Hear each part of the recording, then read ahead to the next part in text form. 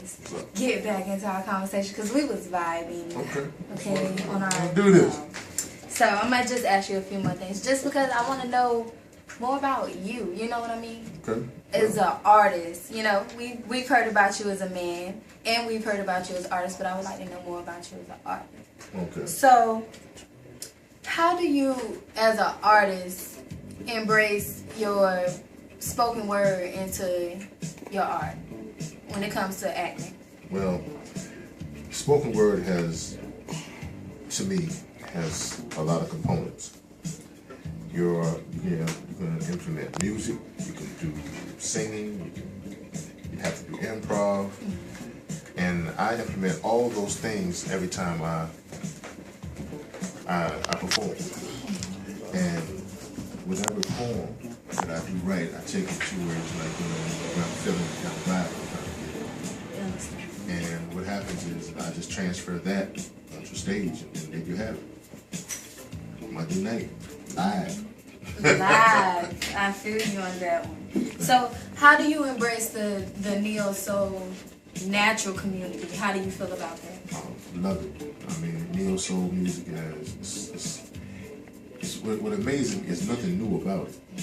But they kill when they put neo soul. I mean, I love Raphael Sadiq, Jill Scott.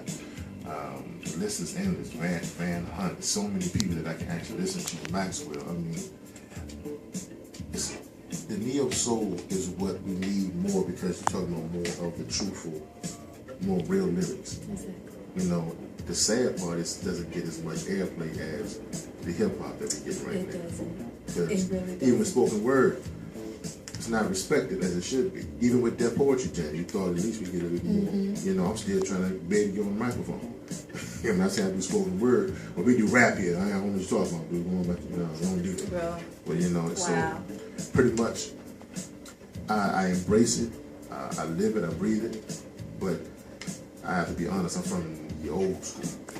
From the 70s. You know, Curtis Mayfield, Earth, Wind & Fire, Commodores, Marvin Gaye, that's my idol. I mean, I can go on forever. And those are the kind, and those lyrics, the vibe that was given then. See, what I believe in that time, we had so much social injustice, so many things going on that you had to write about it. Which was my next question. How do you feel about, in your mind, what is the comparison and contrast between your top old school musician from your today's top musician? In your mind, not everybody else's top musician. In your mind, the top musician of today. Well, I really don't have, when I think about musicians today, I don't call them musicians. I call them entertainers. Entertainers. Thank you. Good word. Yeah, we're on the same page. Yes. What bothers me about the entertainers today is that if I'm gonna pay, if I'm gonna pay $100 to see someone entertain me, I don't want you to grab the microphone and have a track playing and walk back and forth just on the stage. Looking at me while I'm looking at you while you're looking at me. Exactly. Why the crowd singing your song? I'm used to singing Michael Jackson, Prince. I'm using artists actually giving me a show. And I'm not talking about bringing your car up on stage. I don't understand it. Bringing a car on stage and you get out the car and you got the rim still spinning. I really don't. And your bottles. Yeah, why? I ain't getting that.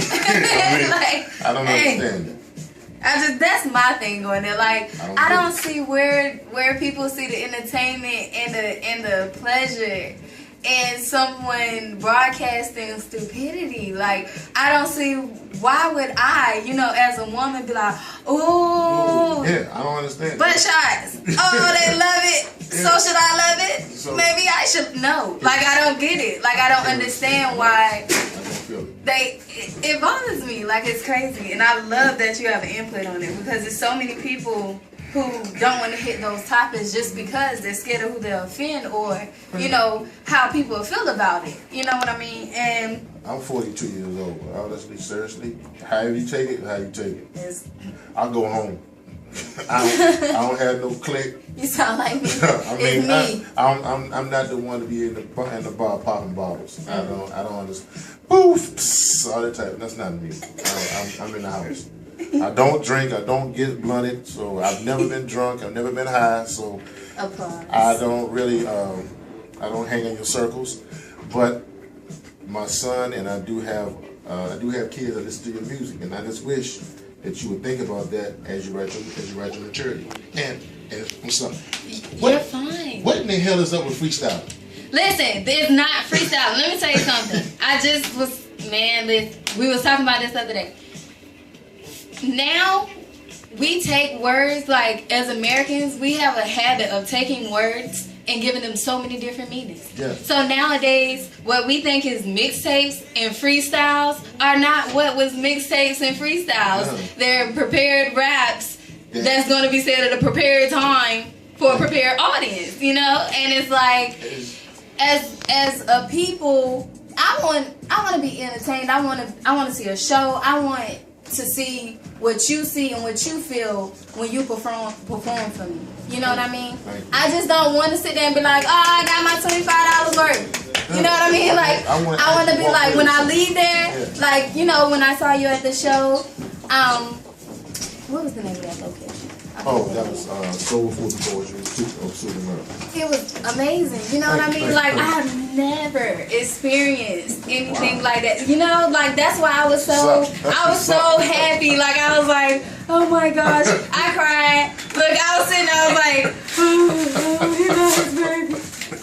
You gotta do it. Like, I was just so happy. You know what I'm saying? That it's still people out here in the world who knows that there's more to this life and this entertainment game than just giving a show.